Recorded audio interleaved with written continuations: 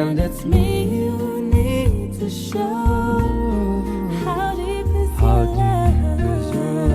How deep is your love? I really need to learn, 'cause we're living in a world of fools, breaking us down when they all should let us be. We belong to you and me. I believe in you. You know the door to my very soul. You're the light in my deepest, darkest hour. You're my savior when I fall. And you may not think that I care for you, when you know down inside that I really do. And it's me you need to show. How deep is your love? How deep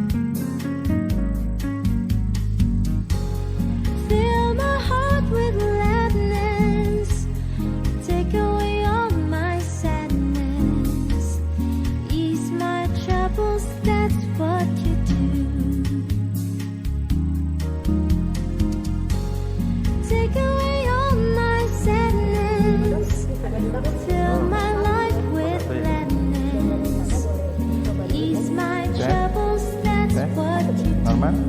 Masuk rekaman. Take away all my sadness, fill my life with gladness, ease my troubles, that's what you do.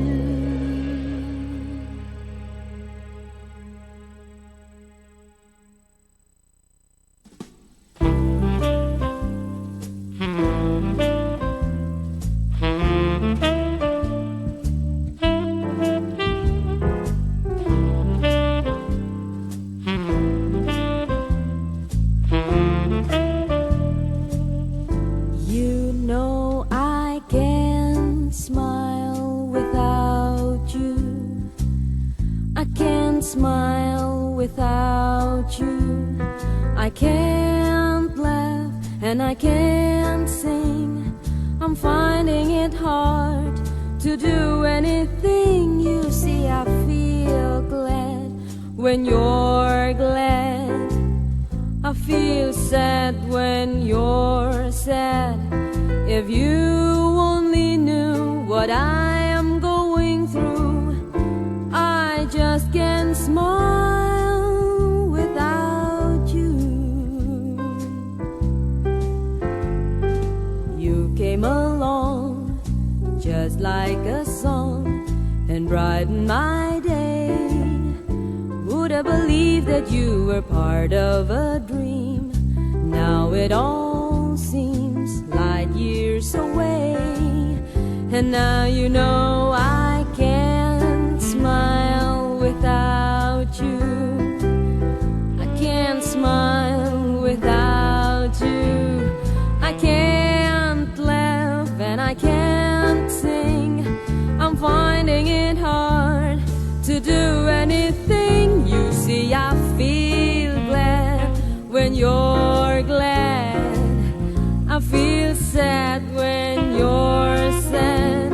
If you only knew what I am going through, I just can't smile. Some people say happiness takes so very long to find. Well, I'm finding it hard leaving your love behind me.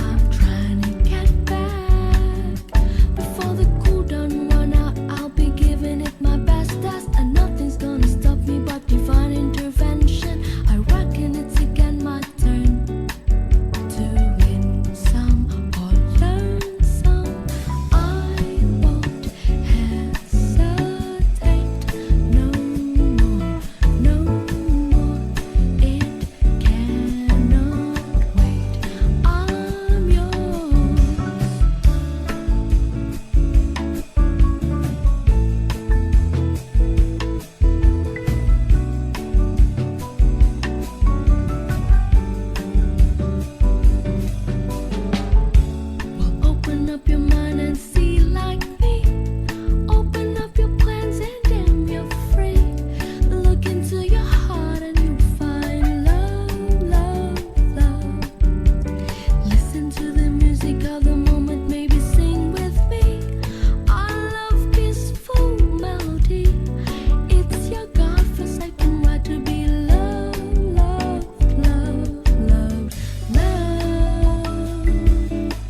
So I won't hesitate no more, no more. It cannot wait. I'm sure there's no need to complicate.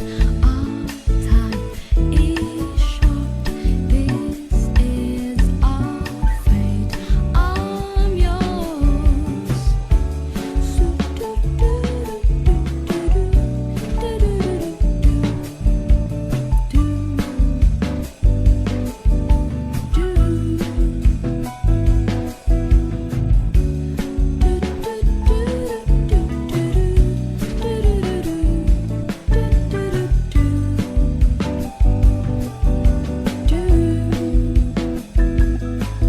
I've been spending way too long tracking my tongue in the mirror and bending over backwards just to try to see it clearer. My breath fogged up the glass.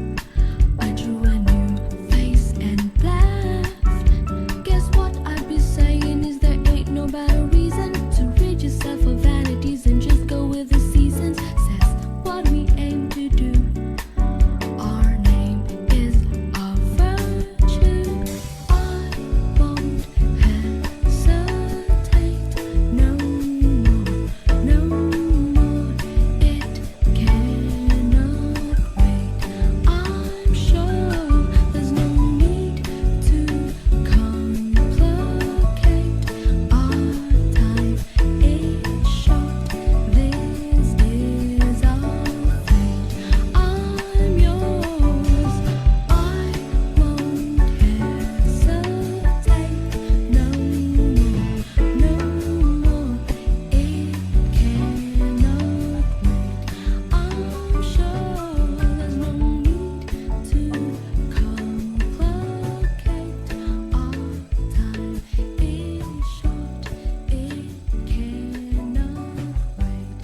I'm sure I won't hesitate no more, no more.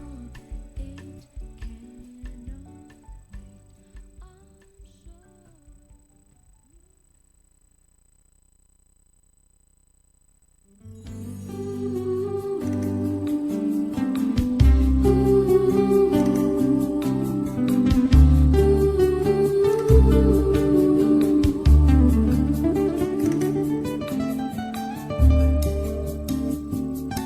From this moment, life has begun. From this moment, you are the one. Right beside you is where I belong. From this moment on. Tes 1, 2, 3. I have been blessed. I will believe for your happiness and for your love. I give my last breath from 4B Baba. my hand to you with all my heart. Can't wait to live my life with you. Can't wait to start. You and I will never be apart. My dreams came true.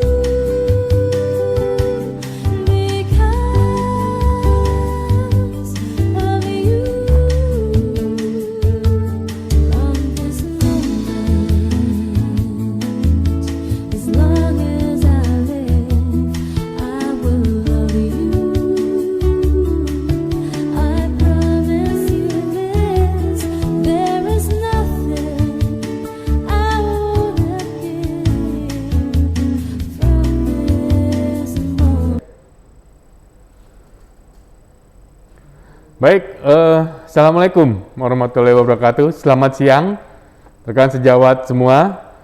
Bagaimana kondisinya? Apakah sudah makan siang? Mudah-mudahan ya. Sudah rileks lagi, sudah tenang. Dan kita akan melanjutkan sedikit lagi rangkaian acara dari workshop inseminasi intrauterin. Ya. Pembicara kita berikut ini akan menyampaikan topik tentang loading dan insersi kateter inseminasi intrauterin. Kami sampaikan di sini, beliau adalah Dr. Ruswana Anwar, Dr. SPOG Konsultan MKes, ya, lahir di Bandung dan melanjutkan pendidikan Fakultas Kedokterannya di Universitas Padjadjaran hingga pendidikan strata 3 atau S3, ya. Beliau aktif di berbagai organisasi baik dalam dan luar negeri. Tentunya sudah tidak asing lagi saya rasa untuk teman-teman sejawat semua dengan beliau ini. Ya, baik, demikian introduksinya. Kita akan bergabung bersama kita. Silakan, Dr. Ruswana. Ya. Mana dok, sehat? Sehat. Terima kasih, Dr. Iya. Mulia. Baik, kami persilakan ya dok ya untuk presentasinya. Ya. Terima kasih. Selamat siang teman sejawat sekalian yang menjadi peserta workshop Meet the Expert untuk inseminasi intrauterin. Mungkin ini sesi terakhir yang akan disampaikan pada hari ini dan nanti diakhiri dengan kuesioner akhir. Yang ingin disampaikan oleh saya adalah mengenai loading dan insersi kateter inseminasi. Jadi mungkin ini sedikit pengulangan bahwa sperma yang akan disiapkan itu biasanya setelah melalui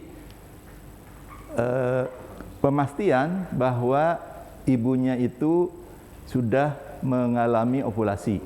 Biasanya pasien kita kontrol paling cepat hari ke-12, ya, paling lambat hari ke-14. Di mana kalau ukuran folikel sudah berukur 18 ke atas atau 20, ya, 20 mm, itu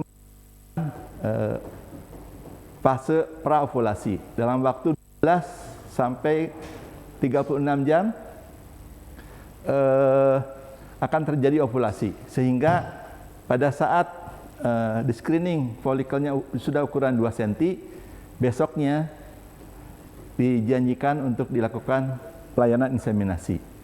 Sebelum itu, kira-kira hubungan terakhirnya adalah 3 atau 5 hari sebelumnya. Jadi 3 atau 5 hari sebelum hari yang kita perhitungkan akan terjadi ovulasi. Boleh hari ke-14, boleh hari ke-15. Lalu pada saat dilakukan pengumpulan semen ini, kadang-kadang sebagian besar bisa dengan masturbasi, tetapi beberapa kasus di klinik Aster kami melakukan inseminasi rata-rata minimal 10 dalam sebulan dalam fase pandemi ini, ya, dibanding dulu hampir tiap hari ada. Dan kalau memang masturbasi susah dilakukan, nanti dari lab akan diberi pelicin khusus yang tidak toksik terhadap sperma. Dan di Hasan Sadikin, di klinik Aster, untuk pengeluaran sperma ini ada ruang khusus tertutup, ada kamar, tempat tidur, ada juga toiletnya, ya. Lalu kami lengkapi juga dengan CD player, ya. Beberapa pasangan yang susah untuk mengeluarkan sperma tentu dengan memutar CD player. Dan pada kasus tertentu di mana pasangan ingin atau suaminya ingin spermanya dikeluarkan di rumah, kita lihat tempat tinggal, kalau radius begitu dikeluarkan di rumah sampai ke rumah sakit di bawah 1 jam kita izinkan, ya.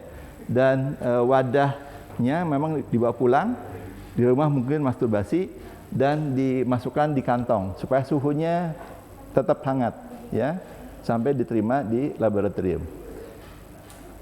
Pada pasangan yang sulit masturbasi bisa dibantu oleh istrinya dengan berbagai cara ya yang mereka sudah mengetahui. Dan kondom tadi Pak Haris sudah produsen khusus kalau memang memerlukan, dan tidak dianjurkan untuk coitus interruptus karena memang sebagian ada yang sudah tercurah, pada itu mutunya sangat bagus dan suhunya tidak boleh ekstrim kurang dari 20 atau lebih dari 40 selama perjalanan menuju ke laboratorium. Ini adalah serah terima dengan petugas lab ya. Jadi kadang-kadang pasangan membutuhkan waktu 5-10 menit, ada yang sampai 1 jam, ada yang sampai 2 jam tidak bisa keluar. Mereka meminta izin ke hotel terdekat di Hasan Sadikin. Ya udah kita perkenankan ya, dan dikeluarkan di hotel sekitar rumah sakit dan akhirnya diterima oleh petugas kita, dan dari petugas kita nanti akan diidentifikasi nama ya, lalu berapa lama abstinensianya dan apakah sperma yang tercurah tadi tertampung dalam kontainer wadah yang diberikan. Lalu kita akan melakukan identifikasi nama dan tanggal lahir, dan juga nanti dari petugas lab di depan ada formulir isian, dan di situ akan mencantumkan apakah ini analisa sperma standar ataukah ini proses untuk inseminasi ya. Karena untuk proses inseminasi kan melalui proses washing. Di dalam oleh petugas teknisi lab, kebetulan kami mempunyai 2 embriolog. Mereka dulu berpendidikan biologi, satu dari Unpad, satu dari ITB, dan mereka sudah melakukan training, ada yang di luar negeri, ada yang di Indonesia, di beberapa tempat, sehingga mereka terampil ya. Dulu kami punya 3, sekarang 2. Yang paling senior Pak Haris. Dan bagi para teman sejawat yang mempunyai keinginan untuk melakukan pelayanan inseminasi ini, dari rumah sakit diperkenankan untuk melakukan on the job training. Waktunya kira-kira 2 minggu, dan dalam 2 minggu ini kira-kira bisa melakukan analisa sperma standar minimal 6 kasus, dan pernah melakukan persiapan preparasi sperma ini pada 10 kasus dengan inseminasi. Jadi kira-kira sepertiga beban yang ada di Hasan Sadikin, sehingga diharapkan teknisi lab ini dapat bekerja di rumah sakit Bapak Ibu sekalian, atau klinik ya, atau tempat praktek, karena memang sperma ini sebenarnya tidak terlalu rumit. Pada waktu mereka dididik sebagai analis lab di rumah sakit, mereka sudah dilatih dan terampil mengerjakan ini. Tinggal legalitasnya saja, bahwa mereka sudah mendapat kompetisi tambahan dalam bentuk pelatihan on the job training. Tidak perlu sebagai ahli androlog untuk mempersiapkan preparasi sperma ya, kecuali ditemukan pada waktu analisa spermanya ekstrim oligo terato zoospermi, nah itu mungkin perlu pelibatan dari androlog. Tetapi sebagian besar pasien-pasien yang akan diinseminasi ini umumnya ada 2 ya. Faktor sperma yang kurang ideal. Jadi kalau kita kenal volume harus 2 sampai 5 cc ya. Konsentrasi 1 mili 1 cc-nya mengandung 15 juta sperma. Motilitas 50% bergerak. Lalu morfologi minimal 4%. Nah, dari ketiga faktor, apakah morfologi ya, motilitas, pergerakan, dan konsentrasi, salah satu tidak ideal memang menyebabkan subfertilitas, dan itu perlu pengobatan dari kita atau dari androlog untuk yang pasangan laki-lakinya.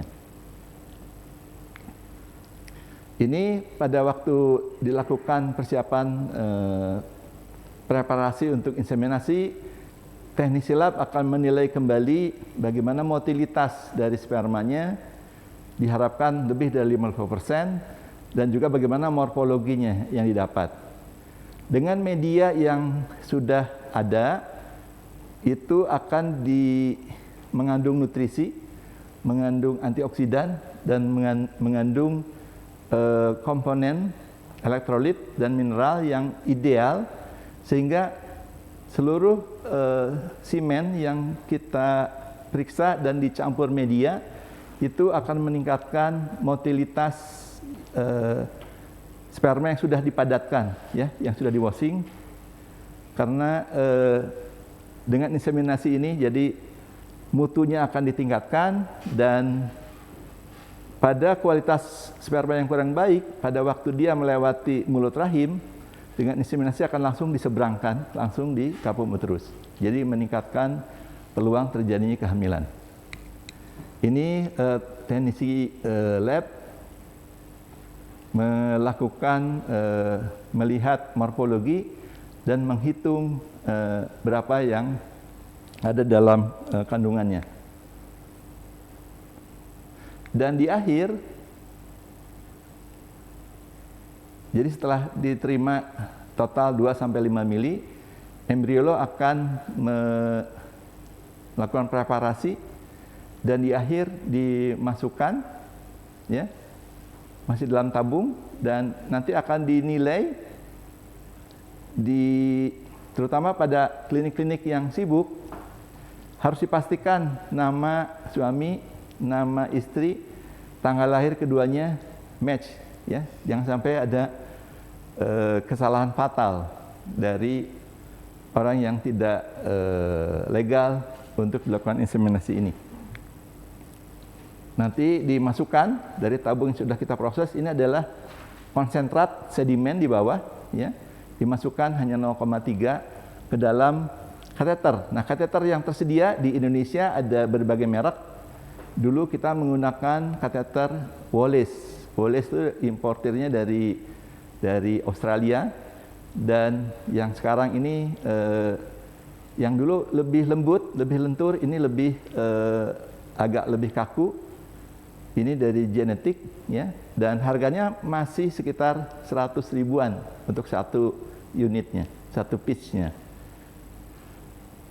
Sementara untuk reagen banyak merek yang ada di Indonesia, nanti beberapa distributor besar farmasi juga menyediakan media ini. Harganya masih terjangkau, jadi kalau tidak salah 30 mili itu harganya antara 1,4 sampai 1,7. Jadi satu botol 30 mili, pada saat pemrosesan kita menggunakan rata-rata 5 mili, jadi bisa untuk 6 orang. 1,5 dibagi 6 hanya 500 ribu untuk biaya operasionalnya, ya.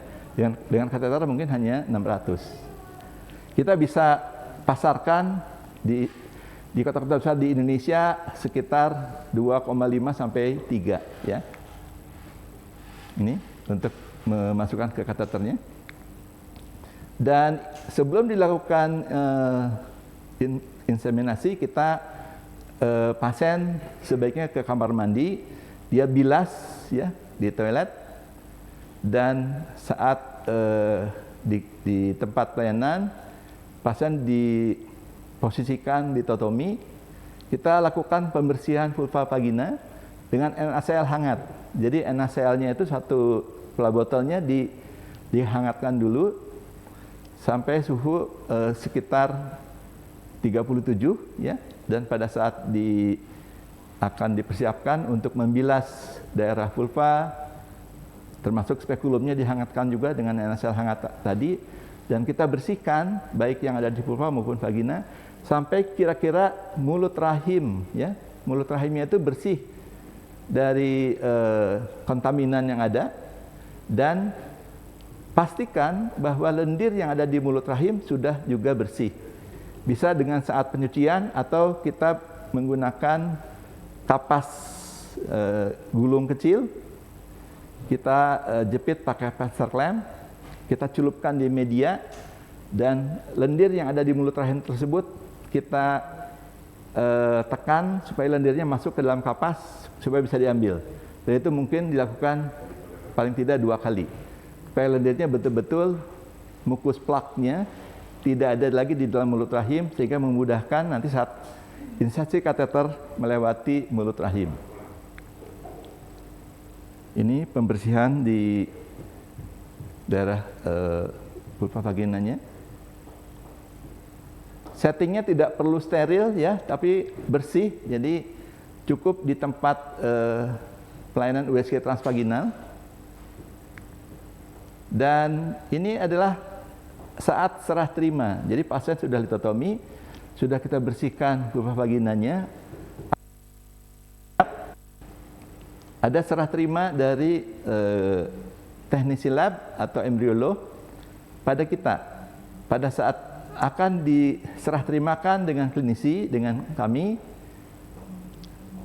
embriolog ini menyebutkan nama suami, ya, dan tanggal lahirnya. Spesimen preparasi sperma sudah disiapkan. Demikian juga akan disebutkan nama istri dan tanggal lahirnya, ya.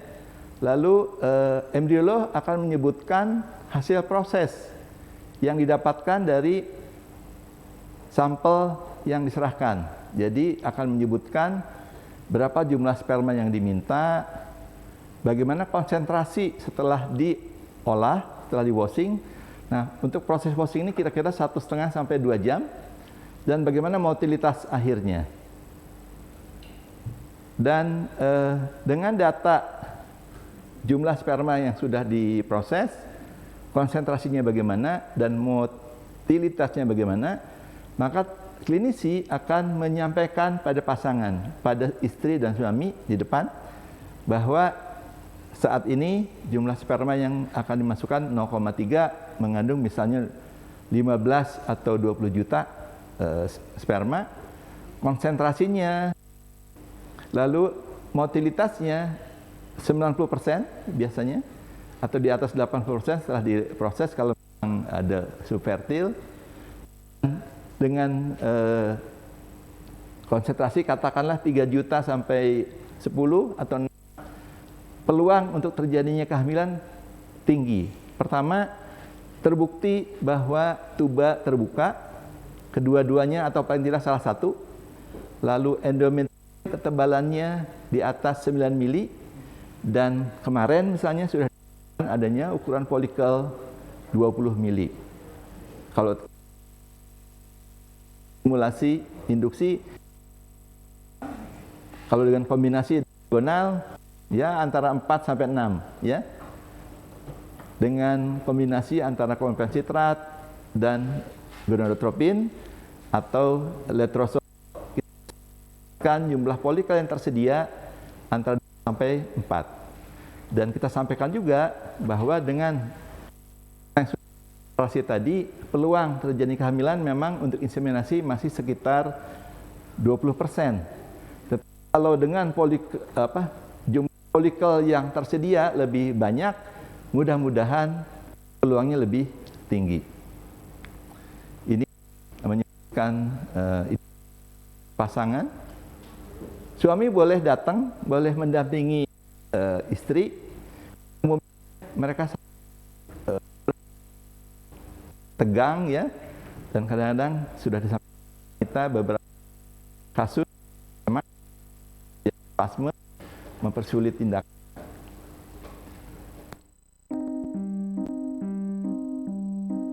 You and me, we used to be together, every day together, always. I really feel I am losing my best friend. I can't believe this could be the end. It looks out here, letting Tes, tes. and I was real, well, I don't want to know. Don't speak, know just what you're saying.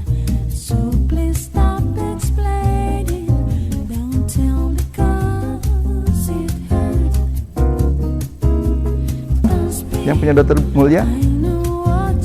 4B, jalan. Oke. Cabut atau di mute aja. Oke, udah. Ya, lanjut lagi. Aduh, mohon maaf ada gangguan teknis ya. Kita teruskan. Jadi klinisi akan memverifikasi nilai mutu uji sperma bahwa menikah lebih dari 1 tahun, belum hamil juga, padahal tuba terbuka, padahal endometrium rahim bagus dari USG, lalu ovulasi sudah terkontrol dengan tanda haid teratur, dan pada hari ke-14 kita pastikan sudah ada ovulasi, maka hari inilah dilakukan proses inseminasinya. Ya. Jadi inseminasi ini adalah lebih banyak yang kami hadapi adalah unexplained infertility karena tuba terbuka kedua-duanya, sperma bagus tapi belum terjadi kehamilan juga, ya. Dan pada beberapa kasus pasien-pasien dengan PCO yang mengalami gangguan pola haid atau gangguan anovulasi dalam setahun hanya mungkin tidak 12 kali.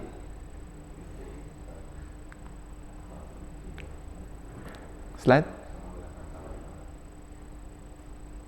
Ya. Jadi ini mungkin tadi sudah disampaikan, kita ulang lagi bahwa ya, inseminasi ini adalah membuat konsentrat dengan motilitas yang tinggi akan kita masukkan langsung ke dalam kapum uterus, sehingga dari kapum uterus akan masuk ke dalam tuba, dan di situ peluang sudah ada tersedia oosit, ya, ditandai dengan diameter sudah 2 cm, dan beberapa kasus ibu mengeluh nyeri di daerah folikel yang besar, bisa kiri atau kanan atau di perut bawah. Ini pada saat melakukan insersi kateter ke dalam intrauterin, pastikan bahwa porsionya terekspos. Yang kedua, tidak ada mukus plak lagi setelah dibersihkan dan setelah diberi kapas media, ya. Dan kita sudah mengetahui bahwa kapum uterusnya itu panjangnya misalnya 6 cm atau 7 cm, sehingga pada waktu melakukan insersi kateter ini kita dapat mengatur kedalaman kira-kira 1 atau 2 cm dari pundus. Dan upayakan jangan sampai terjadi trauma pada endometrium ditandai dengan darah, karena darah ini toksik terhadap perkembangan implantasi berikutnya dan juga mengganggu stabilitas dari endometrium. Ini kita pastikan sudah ada di porsio, ya, kanalisnya terlihat, dan kateter kita masukkan 4 sampai 5 cm, kira-kira 1 sampai 2 cm di bawah pundus. Kalau ada tahanan, seperti tadi sudah disampaikan Dr. Anita, kita lakukan. Dan biasanya pada haid hari kedua, boleh juga kita ukur kedalaman uterus yang sesungguhnya dengan sonde uterus.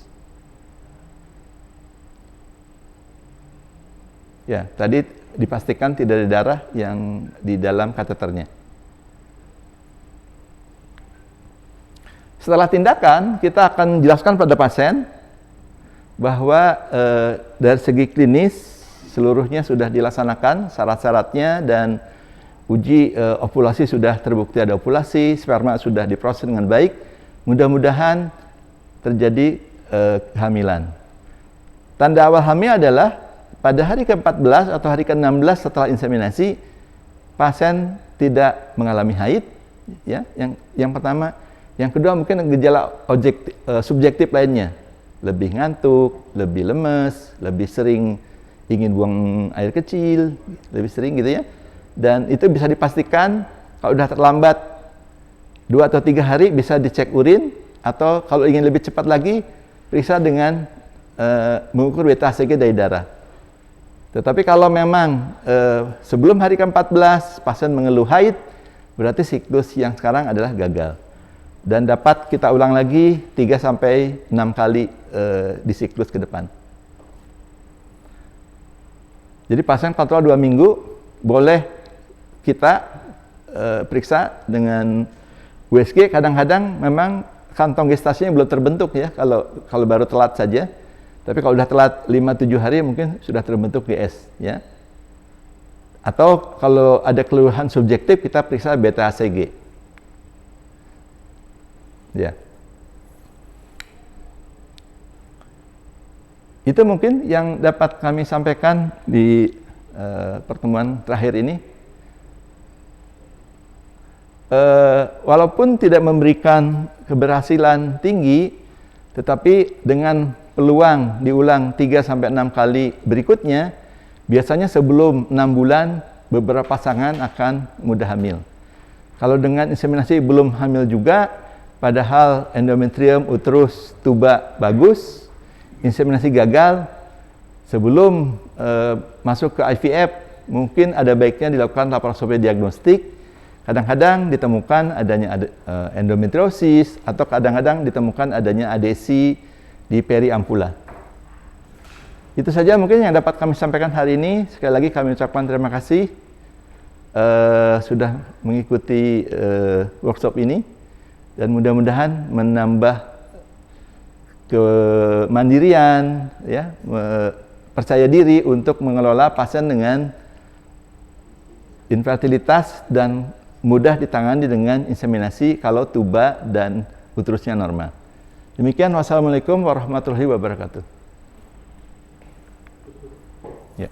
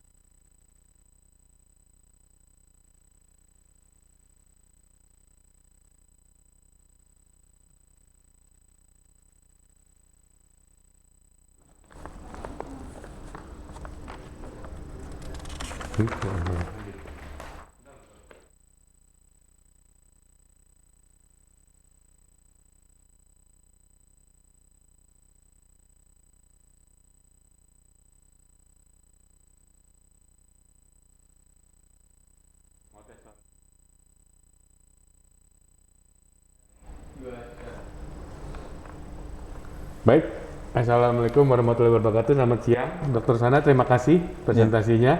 Kita jadi lebih bisa membayangkan lagi ya bagaimana inseminasi intrauterine itu akan dilakukan. Dan mudah-mudahan ini juga memenuhi kebutuhan belajar dari teman-teman sejawat sekalian. Dan Dr. Sana, sekarang nanti ada beberapa pertanyaan yang sudah muncul nih, Dok. Ya. Nah, tapi sebelum melangkah ke pertanyaan, tidak lupa tadi pertanyaan yang di sesi preparasi sperma, Pak Haris sudah menyampaikan pada teman-teman di kolom chat nomor kontak beliau dan nomor-nomor perusahaan-perusahaan yang bisa menyediakan kebutuhan teman-teman sejawat untuk alat-alat inseminasinya. Ya. Nah, baik, kita langsung ke pertanyaan aja ya, Dok ya. Ya. Nah, ini yang pertama dari Dr. Estia Dewi itu, Dok, yang ini pertama. Kalau pandangan kita setelah mengikuti kursus ini, apakah boleh langsung melakukan di tempat praktek nih, Dok, kira-kira? Ya, dulu sebelum pandemi kita melakukan teori ya, dan praktek pada real patient, walaupun sebagai observer. Lalu bahan materi videonya dipelajari lagi. Bila teman sejawat SPOG sudah mengikuti workshop ini, sebenarnya udah secara keilmuan sudah ya. Tetapi untuk prakteknya memang pada masa online ini bisa mengikuti berbagai video yang ada, baik di internet. Beberapa pusat fertilitas dunia juga mengiklankan ke customernya dalam bentuk video. Asal Anda yakin dan confident untuk menggunakan apakah siklus natural ataukah siklus CC dan gonadotropin atau obat-obat anastrozol misalnya, itu bisa melakukan inseminasi ini. Tapi tentu saja harus ada pelatihan bagi para teknisi lab. Jadi teknisi labnya kami anjurkan di training dulu minimal 2 minggu di pusat-pusat pelayanan inseminasi di seluruh Indonesia, seluruh rumah sakit pendidikan, 13 rumah sakit pendidikan sudah ada, dan beberapa pusat fertilitas juga menyediakan mungkin trainingnya. Iya. Jadi diharapkan dokter obstetrisnya dan teknisinya udah siap.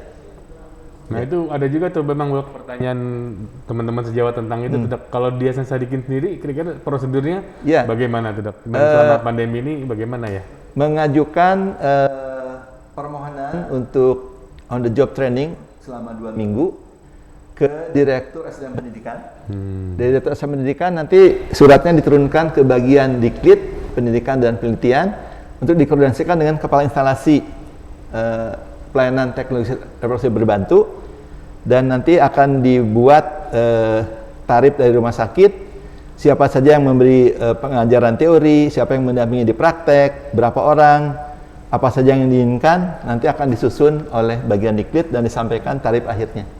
Jadi suratnya ditujukannya ke Direktur rumah sakit ya, Dok? Ya. Itu teman-teman, jadi kalau ingin menjajaki dari sekarang boleh kan, Dok? Boleh. Ini masih Syaratnya adalah minimal D3 analis lab. Dan peraturan di rumah sakit juga seluruh pendatang baru harus di PCR. Iya. PCR negatif ya, yang berlaku 3 hari sebelum masuk. 3 sebelum masuk di PCR negatif, dan itu kan 2 minggu aman lah kira-kira. Nah, kalau yang pertanyaan berikutnya, Dok, kalau tadi sempat disinggung sih sebenarnya ya, kalau untuk medium itu yang ideal untuk preparasi sperma, apakah Ya, medium itu diperuntukkan untuk meningkatkan kapasitas ya. Jadi meniru kapasitasi pada saat transfer dari sperma dari kanalis serviks nyebrang masuk ke kapum terus masuk ke tuba. Jadi terjadi peningkatan motilitas dan perbaikan nutrisi karena mengandung nutrisi dan elektrolit khusus. Nah, itu diperlukan kalau memang di awal salah satu komponen variabel, mungkin morfologi, mungkin motilitas, mungkin jumlah atau morfologinya kurang, dengan memberikan media ini itu dapat ditingkatkan. Kalau boleh menyebut merek, di Indonesia ada beberapa merek, misalnya Vitrolife, itu menyediakan medium untuk preparasi sperma, dan itu mudah didapat dari distributor farmasi. Nanti di farmasi rumah sakit juga bisa mencari di internet. Nah,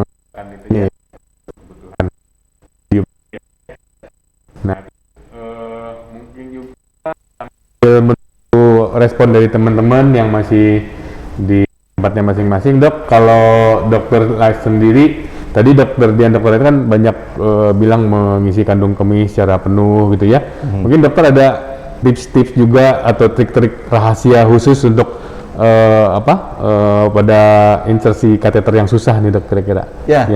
Yang pertama, perhatikan, dilihat dulu dari riwayat pernikahan ya, setahun tidak hamil, lalu tuba dan USG uterus atau endometriumnya bagus ya, lalu sudah terjadi ovulasi. Dilihat juga faktor risiko infeksi PID, atau dilihat status seksualnya, ataukah dilihat pasien itu punya tato lah atau ring ya di perut segala macam. Biasanya tuh agak sulit terjadi tahanan di ostium uteri internumnya, kira-kira 2 atau 3 cm dari lubang serviksnya. Nah, untuk pasien seperti itu, pada saat mungkin 2 atau 3 bulan sebelum dia memasuki program inseminasi, kita terapi dulu. Kalau di spekulo ada erosi masif, kita perbaiki dulu ya, sampai Lord Albusnya sembuh, sampai mukus serviksnya tidak terlalu banyak, dan keadaan dari epitel serviksnya tenang. Lalu pada saat haid kita akan coba disonde. Disonde, kalau 2-3 cm lewat, kesananya biasanya mudah. Tapi kalau 2-3 cm agak susah, mungkin pada saat haid hari kedua, haid ketiga, atau sampai hari kelima, dengan sonde dilakukan dilatasi. Hari kelima ya, Dok? Ya, paling lambat hari kelima. Di mana hari 2 sampai hari kelima itu masih terjadi explode dari haidnya. Di beberapa jurnal ada yang dicoba dimasukkan laminaria 1 yang ukuran S Sebelum inseminasi, Dok? sebelum inseminasi. Jadi pada saat haid hari ke-4 hari ke-5 dimasukkan laminaria ukuran S 1 saja supaya mendilatasi kanal serviknya. Umumnya kesananya tidak sulit, kecuali pada pasien-pasien dengan endometritis TB yang pada waktu USG awal udah ketahuan endometrium tidak pernah tebal lebih dari 6 mili misalnya, kita curiga di situ ada infeksi dan sebelum ikut program harus di mikrokuret untuk biopsi apakah ada endometritis TB atau tidak.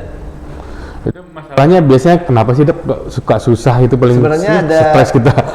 bekas infeksi lama di mana terjadi adesi ringan saja, dan kadang-kadang kita memilih yang kateter yang kaku, yang sekarang kita pakai itu yang genetik itu lebih kaku Yang dibanding biru, yang iya. Wallace. Dengan yang kaku kadang-kadang adesi ringannya bisa dilewati juga. Kalau Wallace itu ada dua, ada yang dalam dan luar. Nah, yang luar itu mendorong yang daerah-daerah adesi.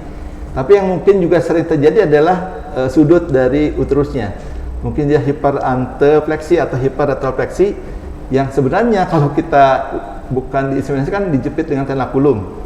Jadi kami mencoba bertahap. Pertama disonde pada waktu haid, kalau perlu dipasang laminaria. Lalu pada saat tindakan kita pakai spekulum SIM biasa. Kalau tidak kita pakai spekulum atas bawah supaya memudahkan mobilisasi. Dan terakhir memang kita pakai tenakulum. Tenakulum ada teknik yang tidak berdarah di mana dijepit, udah dijepit tarik sampai pucat, udah pucat baru dikunci. Jadi pada saat tenakulum yang tajamnya menjepit jaringan, udah tidak berdarah lagi pada saat dibuka.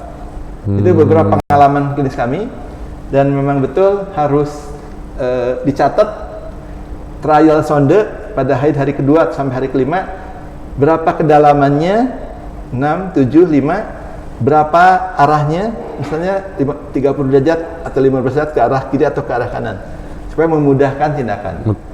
Untuk inseminasi tidak pernah ada yang perforasi karena dia terbentuk dari silastik ya. Iya, lebih aman sebenarnya Iya. ya. Iya ya. Jadi catatan kita saat melakukan tindakan inseminasi itu penting karena nanti kan mungkin berulang ya, Dok. Nanti Betul. ada catatan itu, jadi kita bisa lebih hati-hati dan lebih merencanakan tindakan inseminasi kita. Nah ini, Dok, kalau untuk pencucian mukus vagina itu sebelum insersi itu bagaimana, Dok, ininya? Ya, pasien sebelum disiapkan litotomi sebaiknya membilas dulu di kamar mandi, di toilet. Lalu itu langkah pertama. Langkah kedua, kita bersihkan lagi vulva vaginanya dengan NaCl hangat, dan kadang-kadang asisten bidan bisa menyemprot ringan ke permukaan porsionya. Kadang-kadang mukus plaknya akan hanyut, akan hilang. Terakhir baru kita bersihkan mukus plaknya dengan gulungan kapas, bukan cotton bud ya, ini lebih besar, mungkin 1-2 cm, yang sudah dibasahi oleh media. Lalu kita tempel beberapa saat di mulut rahim supaya dia akan tertarik ke depan. Sebenarnya sih kalau bukan embrio transfer, sebenarnya mukus plak itu tidak terlalu mengganggu karena kita melewati kateter yang lebih kaku, dia akan terdorong ke dalam. Memang mungkin nyumbat di ujung kateternya, tapi dengan sperma keluar dia akan keluar juga. Mengurangi aja, mengurangi jumlah mukus plak dan mengurangi resiko infeksi terpapar dari dunia luar masuk ke intrauterin. Iya. Baik, Dr. Suswana, kalau begitu terima kasih banyak ya. Mungkin ini akhir dari pembicaraan kita ya, Dokter ya. Ya. Baik, untuk teman-teman sekalian sebelum menutup jalan workshop inseminasi intrauterin ini, mungkin nanti bisa di screenshot atau dicatat tadi kontak yang bisa dihubungi untuk memulai klinik atau instalasi inseminasi dokter-dokter semua ya. Kemudian juga bisa diisi link absensi yang ada di dalam kolom chat ya. Demikian dari kami. Untuk pertanyaan yang belum terjawab akan kami jawab dalam waktu beberapa saat lagi melalui kolom chat. Mungkin itu Dokter Suswana atau Dokter ada tambahan closing statement atau saran-saran untuk teman-teman? inseminasi intrauterin ini adalah upaya untuk meningkatkan keberhasilan kehamilan. Jangan takut, tidak ada yang reaksi anafilaktik, tidak ada yang perforasi, dan tindakan mudah ini dengan timing yang tepat dan persiapan obat-obat, terutama digunakan gonadotropin sebagai senjata pamungkasnya. Biasanya folikelnya tumbuh 2-4, Ya, Dok. dan sebelum 6 bulan biasanya beberapa hamil. Jadi kita memberi fasilitas terapi untuk pasangan-pasangan yang unexplained infertility terutama.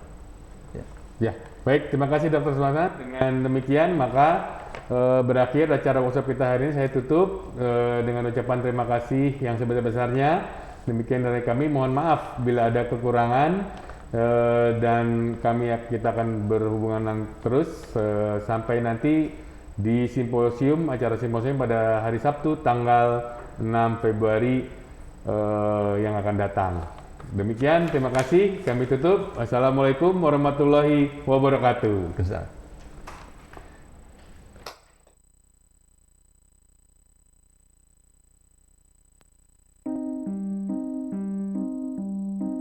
You and me, we used to be together, every day together, always. I really feel I am losing my best friend. I can't believe this could be the end. It looks out, you're letting go, and I was